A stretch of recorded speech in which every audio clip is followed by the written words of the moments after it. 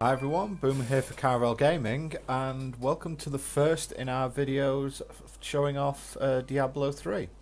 Now, fairly excited for this one because last night as I was clearing some rifts with Lee and a friend of ours, John, I completed the Witch Doctor Jade Harvester set, which is fairly lucky. I mean, for those of you who aren't aware, Jade Harvester is one of the end game builds for Diablo 3, and to make it a little bit more ironic, in that time I haven't picked up a Mask of Jerem, and we'll just shut the scoundrel up there for a second.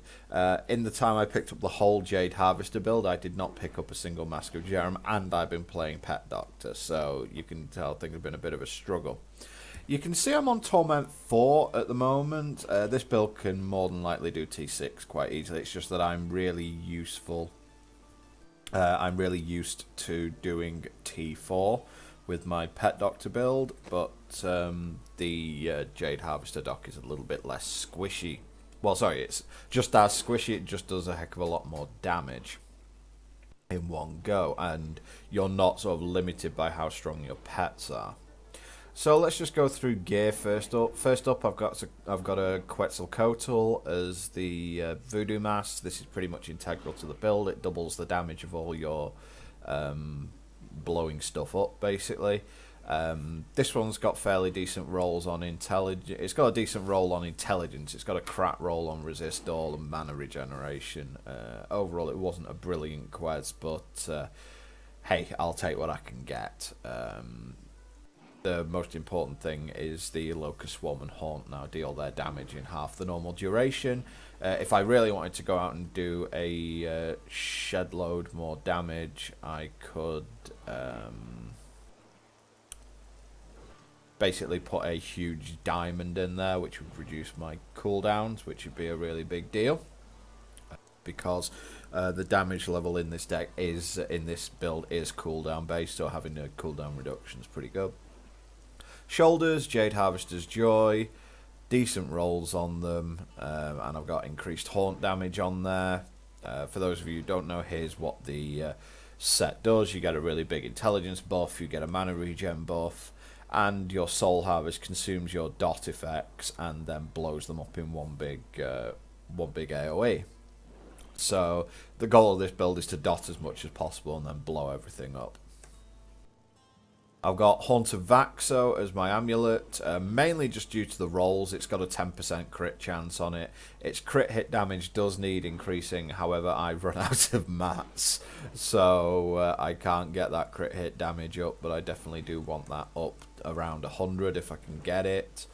The shadow clones don't really happen in this build because I don't have much stun or any stun. I think Piranado counts as knockback rather than stun.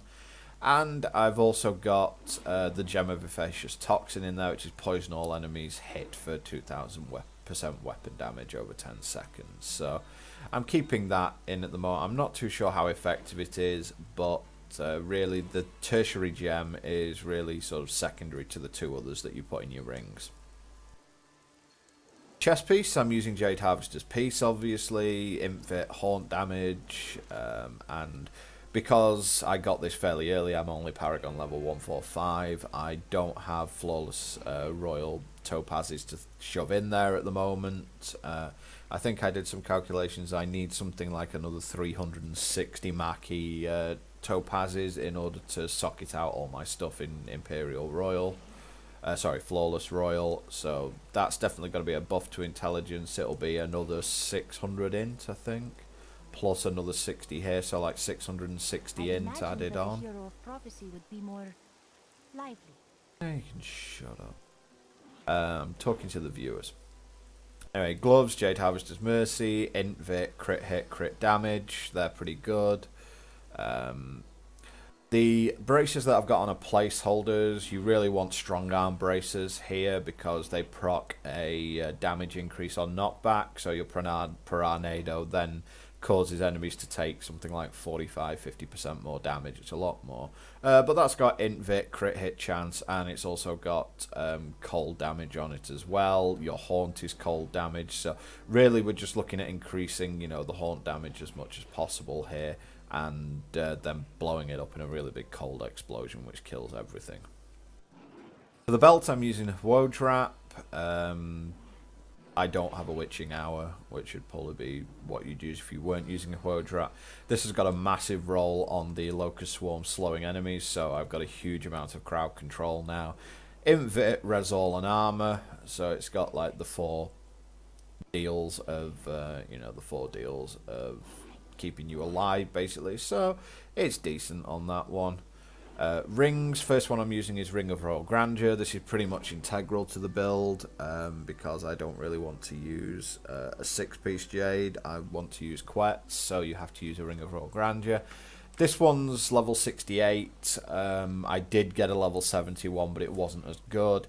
It's not got, and that's saying a lot because this really isn't a very good ring for the Jade Harvester build because it has attack speed on it, and attack speed is irrelevant to Jade Harvesters. I'd much rather have crit hit chance, but because I had to roll a socket in it in order to get the Bane of the Powerful gem in there, excuse me while I get a little bit more comfortable, it basically means that that ring is pretty much dead as far as the Jade Harvester build goes, so I'm going to need to find another one. Preferably one which has crit hit and crit hit damage, or crit hit damage and crit hit chance on it. Secondary ring, I'm using Unity. Just keeps me alive a little bit more. The Enchantress doesn't have the Immortal Relic, but she has another Legendary Relic which gets rid of her cooldowns. So overall it's not tremendously terrible. Increased damage against elites is always nice. Crit hit chance, pretty high int roll. And it's socketed with Bane of the Trapped, which increases damage against enemies under the effects of control impairing effects by, at this point, 16%. And since Locust Swarm, which we'll come on into a bit, Locust Swarm basically slows absolutely everything on the screen. Everything's under a control, everything's under control impairing. So basically this does a hell of a lot of damage. This is probably the most important gem in the build, next to Bane of the Powerful, because that gives you a 20% buff in your damage when you kill an elite pack. Pants, Jade Harvester's Courage, Invit Armor, socketed with Topazes as well. Boots, Jade Harvester Swiftness, Invit Armor, and movement speed. I don't have max Paragon level yet, or level 200 Paragon yet, which is where I'd put 25% movement speed on, and therefore I could re-roll this movement speed. Not quite sure what I'd re-roll it to, actually. Let's find the Mystic. What could I actually re-roll that 10% movement speed to? I could re-roll it to nothing that's important, pretty much. So I suppose the movement speed is fine. I could do like regenerate life per second, but really I might as well just leave it as is. Okay, back to the... and finally, the 2 things in my hands. First off, I've got Zunimasa String of Skulls. Mainly, I would... that again is a placeholder. I actually have, let's see, it should be in here somewhere. I know I haven't DE'd it, so it should be in here somewhere. Oh, there it is. The Shukrani's Triumph. I will basically be using that instead because it's got 10% crit chance on it. It doesn't have as much int, but it has a decent damage roll. But if I roll a socket and shove a royal int in there, I think that this will do an awful lot more damage, and that's kind of the point.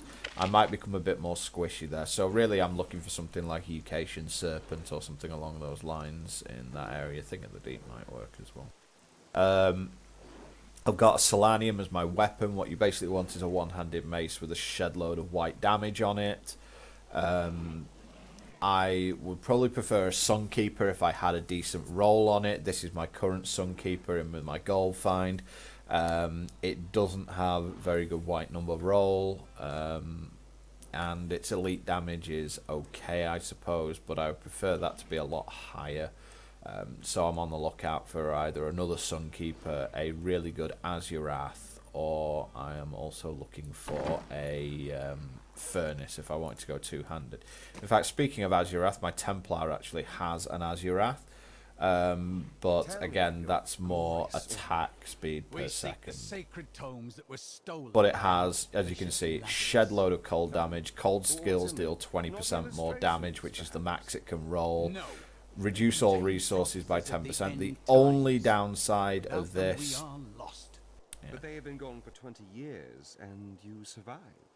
And we will survive 1,000 more if we must, but the tomes will return to us. Must be spectacularly naughty then. Your heresy is intolerable. Ironic, considering what happens later. Yeah, this has got pretty much max vit, max resource cost, max cold damage, but the problem is the fact that it's max vit and not max int. If that vitality was intellect, I would instantly sock it Azurath and just use that. But unfortunately it's vit, so therefore I can't use it, because if I were to re-roll the vit into int, I wouldn't be able to socket it with the critical hit gem. So I'm afraid that's a lost chance on Azurath, which is a little bit sad, but hey, I'm sure there'll be other opportunities on that front. So, skills. Locust Swarm Pestilence. This unleashes a plague of locusts that swarms all over the map and slows everything down by 80% because of my Huoji wrap. Piranado boxes everything up and gives a debuff that takes in more damage. Spirit Walk, this is my oh shit button, gets me out of tight spots, getting jailed, walled or something. Although my potion actually gets me out of being walled because I've got a bottomless potion of Kool-Aid. Oh yeah. Haunt, this is another dot, as I say, deals a lot of cold damage. I've spec'd to make it deal more damage. And Soul Harvest, Vengeful Spirit, this is your main damage dealer. You can use Siphon if you feel like you need more life, but I've got some life on hit in the build, and given the amount of stuff that ticks, I gain quite a lot of life over the course of it. Plus I have Zombie Dog, Leeching Beast, so they heal me for my life on hit every attack that they do as well. So one ring that you can use if you don't want to use Unity, you could use a Tall Man's Finger, which makes a Big Dog, which does more damage and can take more hits. That's definitely something I have been looking at, but for now I'm using the Unity just to be a little bit less squishy. Especially if I go up to Torment 6, which this build's perfectly capable of doing, I definitely need to be a little bit less squishy. Okay, passives, I've got Grave Injustice, gain 1% of maximum life mana and reduce cooldown by 1% when an enemy dies within 20 yards of you. Reduces all your cooldowns and makes sure that you can keep going at a decent speed. Spirit Vessel reduces cooldown of Horrify, Spirit Walk and Soul Harvest, and also it's a cheat death, so the first time you die, you get your Spirit Walk triggers for 2 seconds and you get brought back to life. And that lasts for 90 seconds, so it can only happen once in any 90-second period. Pierce the Veil, it's a 20% damage increase, it's amazing, pretty much every Witch Doctor should have this in any build. And Creeping Death, now this is where the exploit part of the build comes in. It says your Haunt, Locust Swarm and damage amplification from Piranados last almost forever. It's close to forever, they last 5 minutes, but the way the game works it out is that they tick at their normal rate for that 5 minutes. So when Soul Harvest blows up all your dots, it actually blows up 5 minutes worth of dots. And also with the Quez Helm, it says they now deal their damage in half the normal duration, so they tick twice as they basically tick for twice as much, but again they tick for twice as much for 5 minutes. So you're blowing up, you know, an absolutely insane amount of damage over that period of time. It's pretty ridiculous. I actually did a test recording for this, where I went into Whimsydale, which is the pony, level. Oh, let's just walk over here and shut this guy up. When we went into Whimsydale, unfortunately I didn't have the sound levels done, so it was just crash, bang, wallop, and you could barely hear me. So I've sorted the sound levels out now, or at least I hope I have. And we will have to make do with normal Act 1 farming, which is absolutely fine because I've got bounties in the areas that I want them. because this is also where you can farm for treasure goblins. So, although this one isn't that great, I don't like Apothecary's Brew because it's a pain finding stuff. Anyway, got my dogs up, and we can show off what the build does at this point. Let's see if I can find myself a group of enemies. Here we go. So you just use Locust Swarm to absolutely slow everything down to a crawl, throw a load of haunts in there, piranha them up, and bang! And everything dies. So, and because of Grave Injustice, my Soul Harvest is back up. And obviously, once you've de-haunted stuff, you need to re-haunt it. You need to re-haunt everything because all your dots will fall off when you use the Soul Harvest. I tend not to use the Soul Harvest by unless I can pull everything on the screen, but you can see Locust Swarm jumping there, and you can see how slow these guys are now. So I've got, as you can see, an absolute ton of crowd control, and I've also got a ton of damage as well. So this is a pretty disgusting build, really. It does feel a little bit like an exploit. It feels like should things really work this way, but they do, and just deal with it on that. You can actually see the haunt. I'll try and get away from. Oh, I engaged a treasure goblin somewhere. Where did that treasure goblin go? Treasure goblin, no, get back here. Yeah. Oh, you're not getting away. Oh, no portal to reach round. Never mind.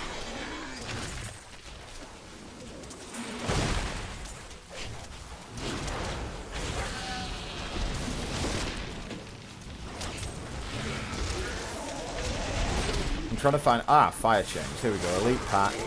They're slowed. They're not a threat to me really now. Chuck a ton of haunts in there. Stick them up in the air and bang. So yeah, this can even take elite packs out pretty well. Torment 4, it should be taking elite packs out, but you know. You and your fairy hitty stick, can you actually get them? Can you get them back here, please? You can see the haunt there ticking for like 6 to 8 million. So really, all I need to do for most the haunts actually just spread to everything. The only thing I really need to do is slow everything on the map, and then just throw a load of haunts in there, and eventually everything will just die, taking 8 million ticks over the course of a few seconds. So it's actually not that necessary for me to use the blast, but it is fun. So you can see haunts going in there and just absolutely massacring everything for millions of damage, so it's not really a problem for me to... It's not really a problem for me to kill trash or elite packs. But, you know, just be careful about managing your cooldowns. You don't need to use Spirit. You don't need to use Soul Harvest if you don't have to. I do feel a bit squishy at the moment because I've only got sort of 6.5 mil toughness, and I've got like 435,000 life, so I am definitely squishy. But this build does so much damage that it really doesn't matter at this point. Stack them all up. I couldn't get in there. I should have used Spirit Walk to get in there at that point. Oh well. I'm stacking crit hit damage at this point because my crit hit chance is really high. Oops, I didn't mean to do that. A group of enemies, how quaint. And bang. And that's pretty much, you know. And as you can see, massive cooldown. Ouch. Massive cooldown on gain from that from Grave Injustice. Oh, massive pack of... oh, schmeg. As you can say, I got this kit last night, so obviously my cooldowns are... my cooldowns are on different buttons, so I'm not quite used to everything at this point. But Haunt's making a decent job of everything without me going mental, so that's cool.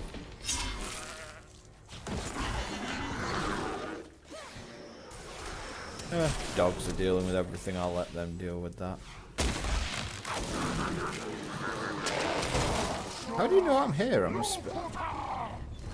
spirit body. Okay, so, yeah. Put it together, stack it up, and bang.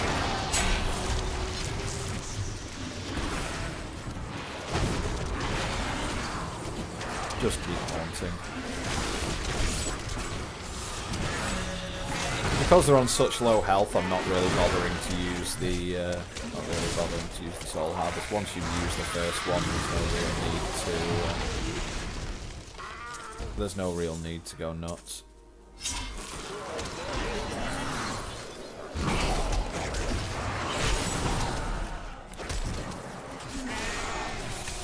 So this is Jade Harvesters, pretty much.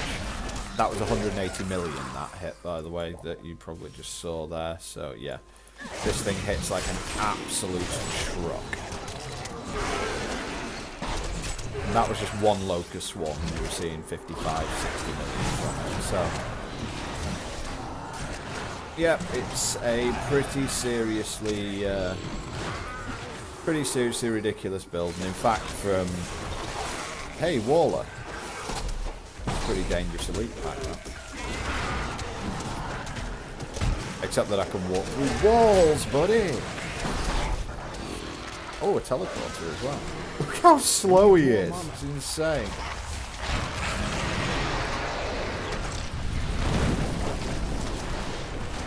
Yeah, I can't one-shot rare packs at the moment, but I can certainly do a lot to them.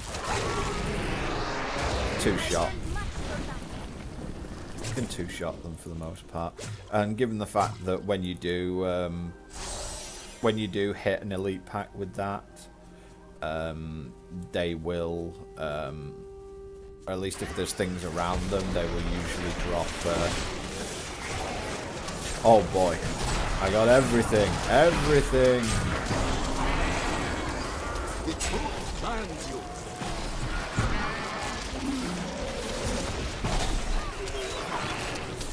Now, pet doctors tend to do a lot less sort of, you know, they tend to be a lot less flashy in terms of the amount of damage they do. Generally, when I had a pet build, I didn't have a Mask of Jerem, and my pets were still like, you know, I had 23 pets, and I was still doing sort of. I was still doing something like 23.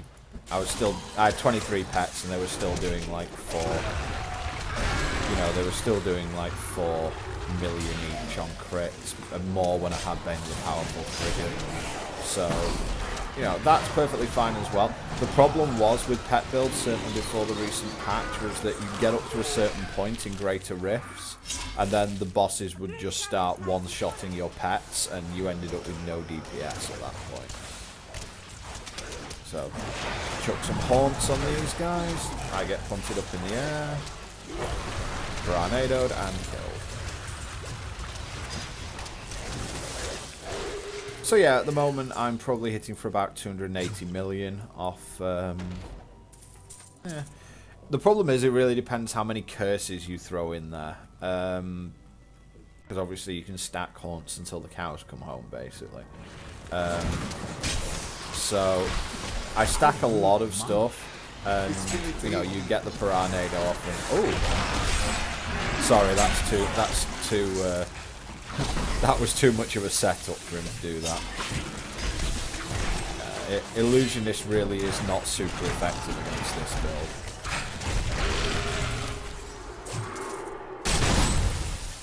Frozen, however. Healed.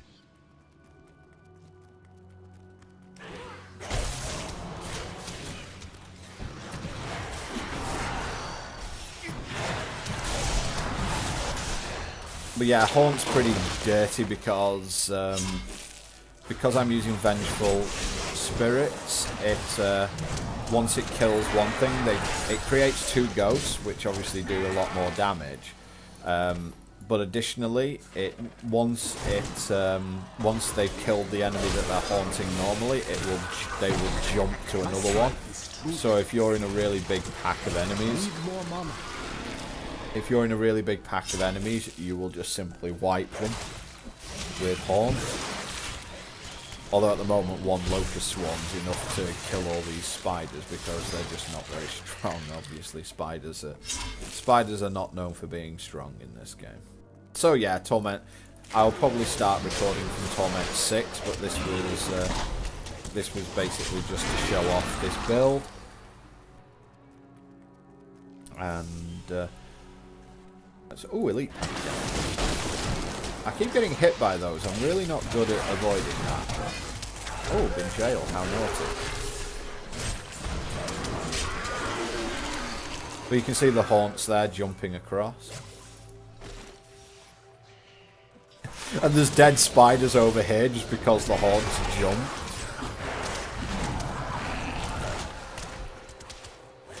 I'll give myself props for that. That's amusing. Ooh, resplendent chest. Anything interesting? Not really.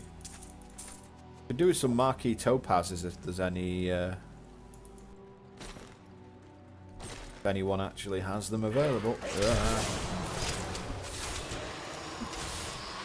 Whereas the spiders died before they could pass on the locust swarm. There, that was awkward.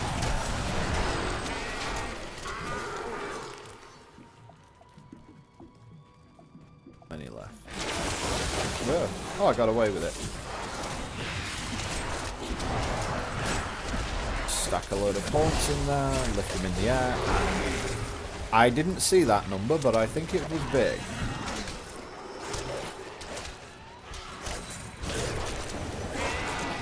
So yeah, haunt spam is basically what you're looking to do. I haven't killed everything yet. Oh well.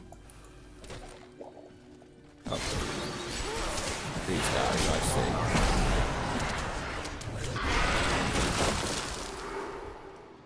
You know when people say I'll finish this with one shot? That's basically what the Jade Harvester Witch Doctor does, finish everything with one shot. I am very interested to see where pet builds go, and I certainly will, once I roll a Mask of Jerem, I will show off a pet build as well, because I think that I really enjoy pet builds and they're really funny to look at anyway. So that's it, guys. That is the Jade Harvester dock, or at least my Jade Harvester dock at the moment. Pretty fun. It's always fun to just you know, curse everything, slow everything on the screen, and then just go boom and everything dies. It definitely needs some work though. Certainly on my gear, I could do with quite a bit more vit. I know that my pet doctor had something like I think he had like 8,000 vit or something like that. So there's definitely room for improvement on my gear.